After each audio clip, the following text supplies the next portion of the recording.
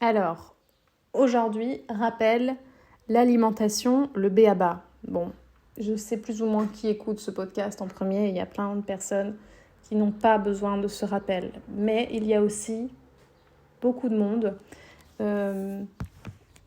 qui ne sait pas encore la base. Et la base, c'est quoi ? C'est qu'un cheval, les chevaux ont besoin de manger...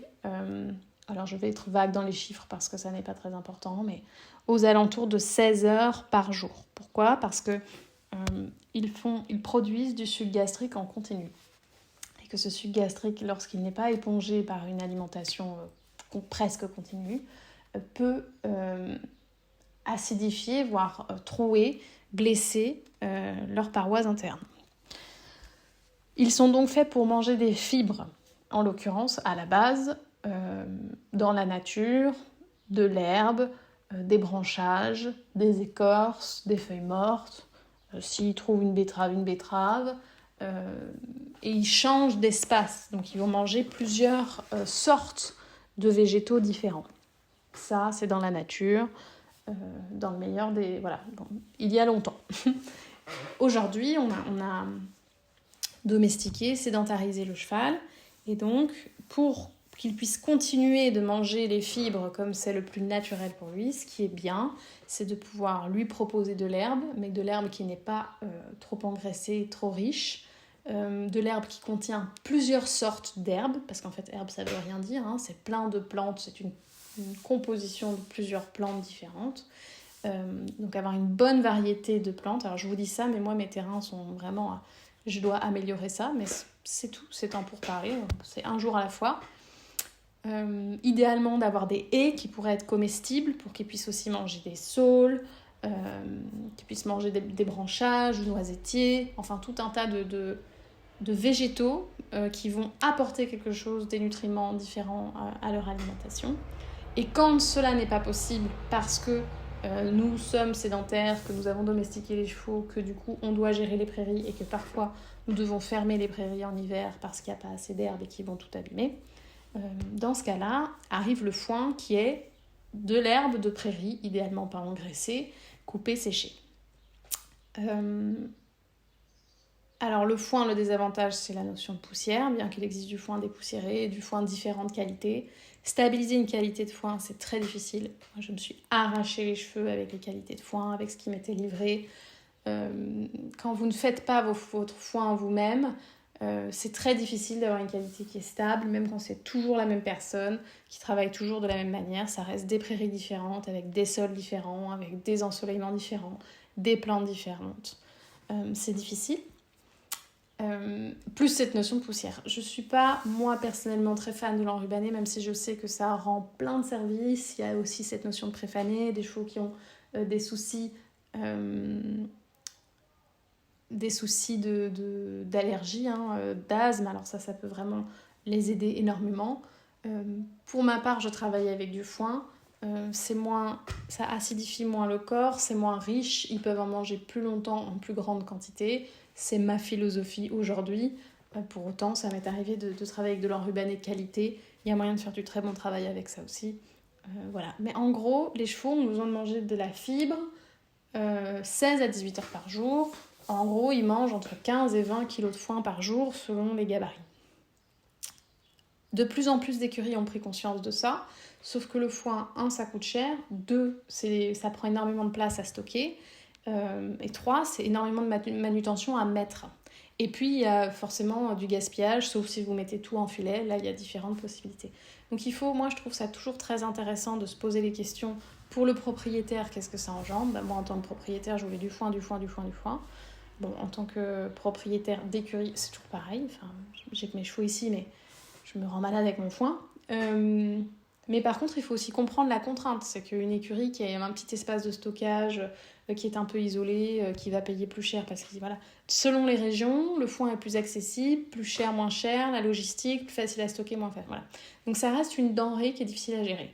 À l'époque, de nouveau dans l'histoire, parce que je vous ai parlé de l'histoire du ferrage, c'était plus facile de promener le cheval avec des sacs de grains que des bottes de foin, quand on partait faire le postier ou le coursier pour apporter je ne sais quoi, je ne sais où en faisant 250 km avec ses chevaux, ou que les chevaux faisaient de la calèche toute la journée, ils ne pouvaient pas faire une pause brouting comme on l'imagine, avec un petit paddock comme on a aujourd'hui pliable. Vous avez compris, démontable. Ni, il s'agissait de bosser. Voilà. Et donc, on transportait plus facilement du grain. C'est ce qui se faisait à l'époque avec la connaissance de l'époque. On avait compris que ça pouvait marcher. Aujourd'hui, on sait que le cheval a besoin d'énormément de fibres, que la fibre à transporter, c'est galère. Hein, si vous devez vous promener, on voit bien quand on part en concours, pour 5 jours, quand vous devez faire 15 à 20 kg de foin x 5, ça fait du bazar. Donc, on se doute que par le passé, l'humain a fait comme il a pu avec les moyens qu'il avait. Les céréales étaient moins transformées, donc c'était quand même un peu moins problématique qu'aujourd'hui, mais ça restait pas terrible. Donc on a donné des céréales à l'époque. Aujourd'hui, on sait que le cheval a besoin que l'on évite de lui donner un aliment qui est trop riche en amidon, qui est trop riche en sucre. Pourquoi ? Parce qu'en fait, ça fermente, il n'est pas fait pour en digérer en quantité, ça fermente dans le duodénum, c'est mal digéré, sa flore intestinale n'est pas faite que pour gérer ce type d'aliments, trop de sucre, trop d'amidon, et un excès de céréales. C'est pas qu'il faut pas en donner du tout, c'est qu'il faut vraiment en donner en petite quantité, bien espacée, ou ne pas en donner, pour éviter qu'il puisse y avoir finalement un encombrement dans le système digestif, et puis une acidité due à ce duodénum du coup qui doit bosser excessivement pour digérer quelque chose pour lequel il n'est pas trop fait. Donc de nouveau, augmentation de l'inflammation dans le corps, donc risque d'acidité. Donc l'acidité, que ça soit pour nous, pour les chevaux, pour n'importe quel organisme, on a un seuil dans lequel on fonctionne bien. Et d'augmenter l'acidité, en fait, c'est ce qui va faire qu'on va avoir mal aux articulations, qu'on va avoir des maux de ventre. C'est vraiment important de garder une flore intestinale et une atmosphère intérieure qui est cohérente par rapport à l'être que nous sommes. Donc, de neutraliser un petit peu une potentielle inflammation, une potentielle acidité qui serait un foyer idéal pour l'invitation de maladies, bactéries qui vont se nourrir de ce climat. Je sais pas si j'explique bien le truc, je fais de mon mieux parce que pour le coup, c'est des choses que je sais, que je pratique, que j'explique plus tant que ça. Les chevaux, à la base, du coup, ne sont pas faits pour manger des céréales. Pourquoi est-ce que c'était de coutume ? Parce qu'il y a eu un moment dans l'évolution humaine où il n'y avait pas tellement le choix. Et donc, quand il fallait aller poster des trucs, c'était plus facile de le promener de cette manière-là ou de le laisser brouter la nuit, que sais-je. C'était plus léger, économique, pratico-pratique, ce qui est toujours le cas aujourd'hui. Je rappelle que les repas ont été inventés par l'humain par souci de praticité. On s'est déconnecté de notre faim ou non à des heures logiques ou non. C'est-à-dire que on peut ne pas avoir très faim pendant 2 jours, on peut avoir envie de manger 4 fois pendant les 4 jours qui suivent. On voudrait que notre organisme soit très stable et très régulé et très régulier, mais il n'en est rien. On fonctionne de manière cyclique. Et on peut avoir beaucoup d'envie, moins d'envie, mais ça peut être, je parle d'envie, mais d'instinct, de besoin. Et en fait, au plus on se reconnecte à notre instinct, au plus on va manger un peu à des heures bizarres, sentir qu'on a besoin de tel aliment et puis peut-être pas du tout de celui-là, en fait. Comprendre qu'en fait, on va mieux digérer quand on mange que 3 aliments différents, que quand on fait des repas où il y en a 10 différents, ça va être beaucoup plus lourd, on va moins bien dormir. Enfin, c'est se reconnecter à son instinct. Et voilà, il en va de même, au plus on s'écoute soi, au plus on comprend ce qui est sain pour le cheval. Ce qu'on veut, c'est prévenir, ce qu'on veut, c'est qu'il soit performant, ce qu'on veut, c'est qu'il ne soit pas malade. Donc on se rend compte que trop de sucre et trop d'amidon, ça n'est pas génial, et que l'idéal est de nourrir avec peu ou pas de céréales. Que la base, c'est qu'il mange son foin, son vrai repas, c'est 16 à 18 heures par jour du foin. Évidemment qu'il ait toujours de l'eau claire à proximité, idéalement qu'il ait un bloc de sel de qualité à proximité, parce que les chevaux, contrairement à nous, on a du sel partout et on en consomme trop, ça n'est pas le cas des chevaux. Et à côté de ça, on peut rajouter un complément multivitaminé pour les chevaux qui ne travaillent pas trop. Pourquoi ? Parce qu'en fait, aujourd'hui, dans nos pâtures, il n'y a plus la quantité de végétaux pour qu'eux puissent se dire « Tiens, j'ai envie d'un demi-avocat aujourd'hui. Tiens, je sens que j'ai besoin de protéines, je mangerai bien un œuf. Tiens, voilà. » Ils ne peuvent pas se dire « Ah bah tiens, aujourd'hui, j'ai envie de ça. » Ou « Je chercherai bien. » On voit, il y a des chevaux qui, moi, en balade, ma jument, elle faisait ça, ma première jument. je me promenais, puis elle s'arrêtait d'un coup net, et il fallait qu'elle lèche cette terre-là. Et elle léchait, c'est une jument espagnole, elle léchait cette terre-là. Elle avait besoin du sel minéral qu'il y avait à cet endroit-là. Et c'est pas un cheval qui m'a un jour fait une colique de sable, enfin elle n'a jamais fait de problème, mais elle avait besoin de ce minéral-là, qu'on trouvait en se promenant. Mais les chevaux ne peuvent plus faire ça aujourd'hui. Donc, c'est important de les complémenter de la manière la plus individuelle et pertinente possible en fonction de chaque individu. Pour le bien, on pourrait adapter chaque complément à chaque cheval. Je pense qu'il faut rester aussi dans ce qui est confortable pour l'humain de faire et trouver des compromis de couple. À côté de ça, des chevaux qui font du sport ou des chevaux en hiver vont avoir besoin d'un complément autre que multivitaminé, d'un complément alimentaire de calories supplémentaires. Et là, interviennent, c'est très bien parce que moi, ça fait depuis 2015 que je prône tous ces trucs, mais il y a de plus en plus du coup de marchands d'aliments qui proposent des aliments avec beaucoup plus de fibres, qui proposent des aliments avec moins de sucre, qui proposent des aliments avec moins d'amidon, parce qu'on se rend compte qu'il y a beaucoup moins de coliques, beaucoup moins d'inflammation, beaucoup moins de pathologies quand on nourrit comme ça. En l'occurrence, il y a des personnes qui ont du mal à faire une transition pieds nus parce que l'alimentation chez le cheval est inflammatoire légèrement, mais du coup rend le pied sensible, parce que beaucoup de choses passent par les pieds chez les chevaux. Et quand on change l'aliment, eh bien, les chevaux sont mieux dans leurs pieds. Inversement, moi j'ai un cheval Fidji. Là, cette année, j'ai pu le mettre dehors, mais l'herbe était plus pauvre. Enfin, je sais pas si on peut dire ça. En fait, je l'ai consommée assez tôt, donc elle n'a pas eu le temps elle s'est pas défendue. J'ai bien aimé ce climat, moi, pour mon herbe. J'ai trouvé que les chevaux, c'était pas si mal. Mais il y a des années où, quand l'herbe est un peu trop riche, il peut avoir un petit peu mal aux pieds. Alors qu'en fait, c'est un cheval qui est pieds nus depuis très longtemps. C'est vraiment une petite douleur de « Ah, j'ai mangé un peu trop de sucre ». Et dans ces cas-là, soit je le rentre, soit je le mets dans un endroit où il y a un petit peu moins à manger parce qu'il fait un peu trop le goulaf. Et je le gère comme ça.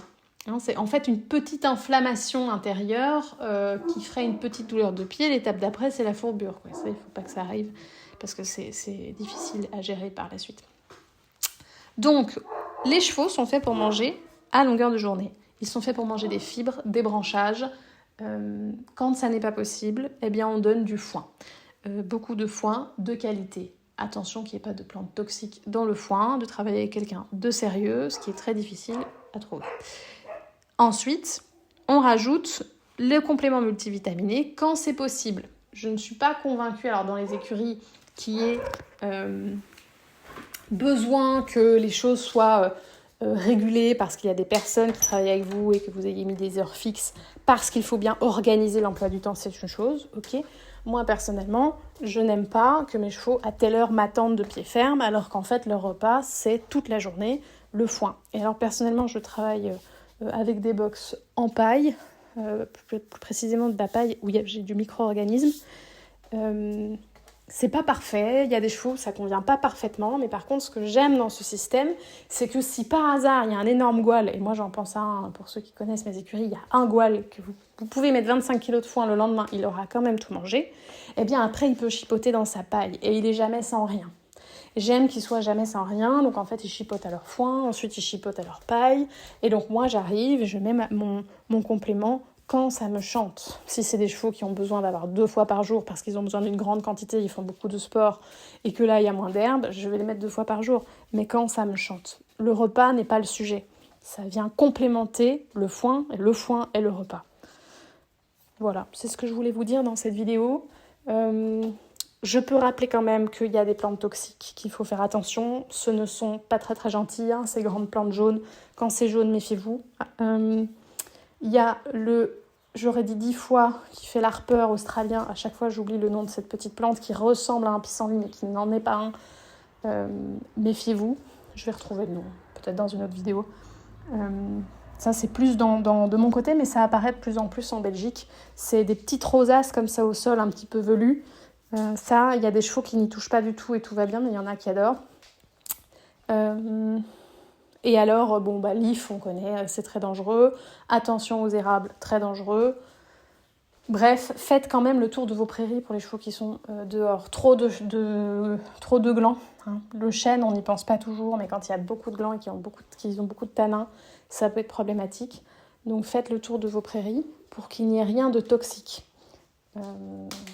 Voilà, les chevaux dehors dès que vous pouvez, pas trop engraisser l'herbe pour qu'elle soit pas trop riche, et puis alors complémenter avec quelque chose d'adéquat en fonction du sport que le cheval fait. Maintenant, il y a plein d'aliments qui proposent, là par exemple, moi j'ai un super chouette aliment fait en Angleterre, qui va travailler essentiellement avec de la fibre, mais qui a quand même une certaine richesse en protéines pour venir soutenir les chevaux qui font du gros sport. Et qui puissent quand même être dans un état. Attention, on a l'habitude de voir des chevaux, surtout en dressage, un peu trop ronds. Mais c'est joli, hein, c'est comme ça qu'on aime les voir. Il ne faut pas qu'ils soient non plus trop ronds. On m'a toujours dit, et je suis persuadée de ça, trop rond est plus dangereux que trop mince. Par contre, voilà, trop mince en dressage, on peut pas, il faut du gras pour faire du muscle, hein, donc c'est important qu'il y ait quand même de quoi travailler, que le cheval puisse, nous on fait des trajets, on fait des grands trajets, les chevaux perdent dans les trajets, ensuite ils font 3 jours de concours, ensuite ils reviennent, donc il faut quand même qu'ils puissent avoir de quoi parcourir tout ça. Mais attention de ne pas aller dans trop gros, c'est plus dangereux que trop mince. Voilà, j'espère que vous aurez appris des choses, puis je vous dis à tout bientôt.